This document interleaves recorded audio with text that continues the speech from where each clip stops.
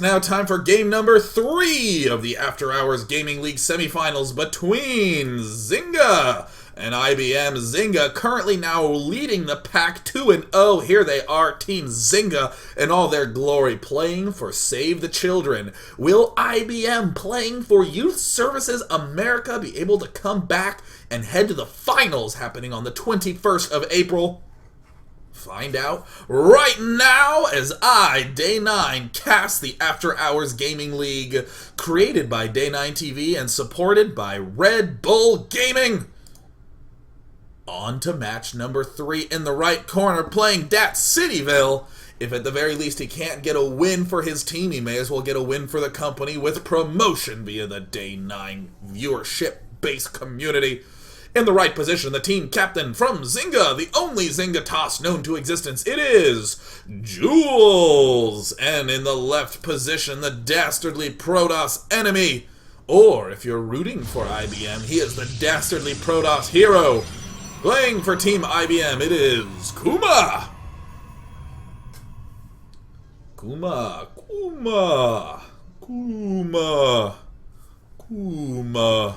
I wonder if my commentary will step up and be any better than that. Simply repeating the name again and again and again and again is no doubt lots of fun. Jules, interestingly, saving Chrono Boost. This is almost always a sign of an 11 gate, and there is no guesswork needed. I can just point to it. And then when he builds the 12th probe, a Chrono Boost should no doubt unduly be planted. Boom. Meanwhile, in Camp Kuma, we do see a good old 13 gate.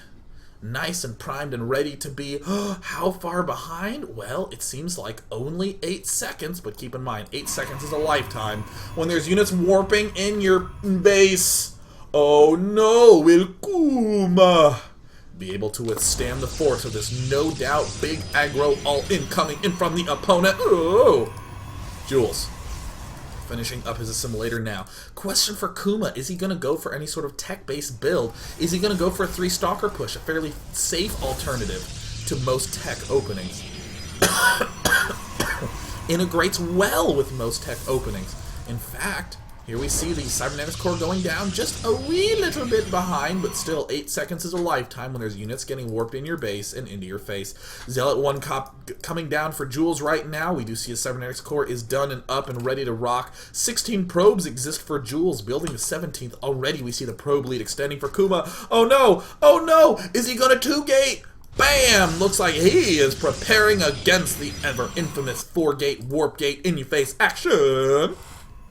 So Jules, can he get an appropriate answer? It looks like Kuma pulling units from gas. Oh, it looks like a little bit of a misclick. The IBM-y tossy feeling a little bit flustered. In the meantime, we see warp gates aplenty going down. Jules, what is going on? Why is there an assimilator going down right now? Very soon, Jules desperately needs to plant down those additional gateways so that he may continue to press aggressively. Where are the gateways? Where are the gateways? Where are the gateways? He has, it looks like 15 seconds to plant down those gateways. He needs to be at 80 seconds when he starts the 2 gates. Otherwise, he will be doomed. Where are the gates? Boom and shakaloom. He ends up throwing them down a little bit delayed. He won't be able to get the full advantage use of that warp gate play, but in the meantime it does seem like Uma has pulled some guys out of gas, so that way he has exactly enough money to get down these gateways. Love this play. Look at this nice double gas going on. Scouting the fringe, but the fringe is not what he needs to worry about. Jules so close to finishing warp gate. Ladies and gents, look what happens when 8 seconds becomes a chrono boosted lifetime. Oh, he needs to throw down that pylon now. The pylon is late. The pylon is late. Will the probe get down? The pylon is late. And will he kill the probe? It looks like he kills the stalker. He kills the zealot. Oh, the pylon's so late.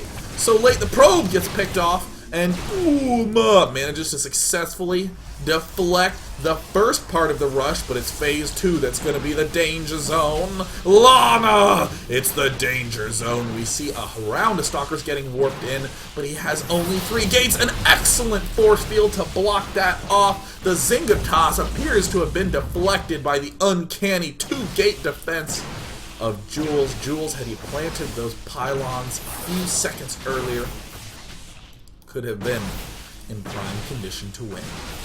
But now as we go to the unit tab, an interesting aspect of a 3-gate, 11-gate build. You do end up with a slight probe lead if your opponent freaks out and cuts workers. So, Jules taking this opportunity to build himself a little bit of a robo. We see more gates coming up from Kuma. We see a robo facility as well.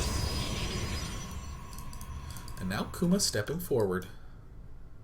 Just trying to make sure that he has cleared out that base. Kuma does have enough money for a Nexus. Does he think that he can defend it? I would answer he can. But then again, I'm the God mode observer. I can see all that is occurring, and it looks like a single Stalker will make a pretty narrow escape for Jules. Unless something glitches when he's nearby the ramp. We see aerial units from Jules ready to strike, and he biffs it. Doesn't manage to plant that last few shots needed. Is there an expo going down? Is any probe en route? It looks like no still. Observer plopping down. Kuma still very, very hesitant to plant down that expansion. And it looks like Jules managing himself quite well. Now seizing the probe lead in an excellent, excellent spot. Jules now morphing in more and more ground units, and slowly we see the advantage tipping back into Jules' favor. The only way Kuma's going to come out of this alive is if he builds a Nexus. He needs to build a Nexus, otherwise this game will be ridiculous. He is throwing down an Immortal. Is he going to follow up with a Robo base? He is. Never had any intention to expand, only wanted to get the Colossus down. Who doesn't love Colossus in Starcraft 2? Well, Idra doesn't. But moving right along, we do see that Jules moving down towards the center of the map. More Stalkers coming down. Immortal count continuing to get a little bit high. We see that, wow, it's rocketing upwards to 1. We see an interesting second Immortal placement from Kuma. Second Immortal, making sure that he is as anti-Stalker as he can be. Now we see the Self-Scout. He's going to check around his own base with the Observer. Make sure there is no enemy Observer trying to espy him. And now it looks like the probe from Kuma. Oh my god, will it actually sneak in? A push attempt from Jules. A fairly unwise decision. There is the Nexus. Oh my god. The Nexus going down from Kuma.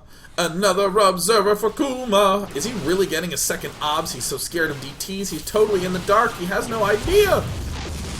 He's losing pylons left and right. Oh, he loses his Observer. A deeply embarrassing moment for any Protoss player. That is like being caught naked. And he manages to throw down some nice force fields. Kuma did spend 5 force fields on a single Stalker, but we do see that that Nexus is en route quite swiftly for Kuma.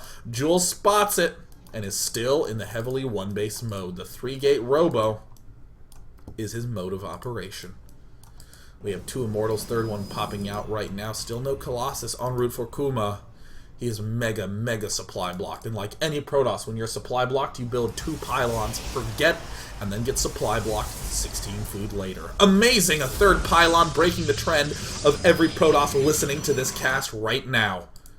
Jules being reinforced with Stalkers. Stalkers, the unit that is costly on both gas and minerals, thereby meaning if you're building a lot of Stalkers, you cannot change your tech path very much at all. If you're building a lot of Stalkers, you won't have the resources to get the Twilight Council, to get the Robo, even to get the Expand. And now Kuma accelerating to the 5-gate. Oh me, oh my.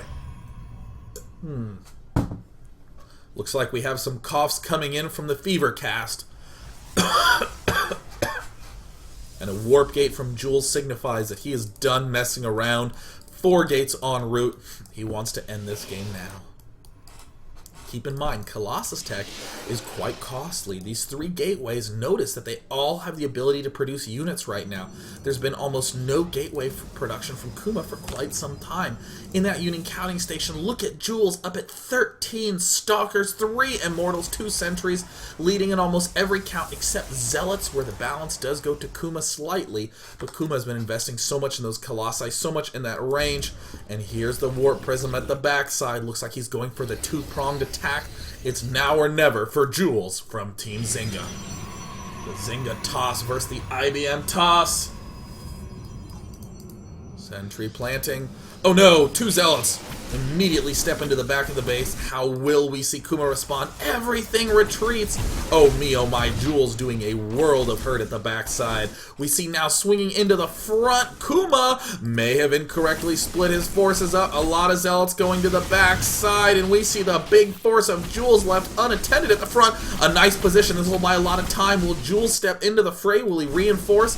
Looks like he is going to be reinforcing that back main. Wants to keep continuing to spread Kuma open. We see that Kuma is still behind in the probe count, having taken some pretty sick losses in that back.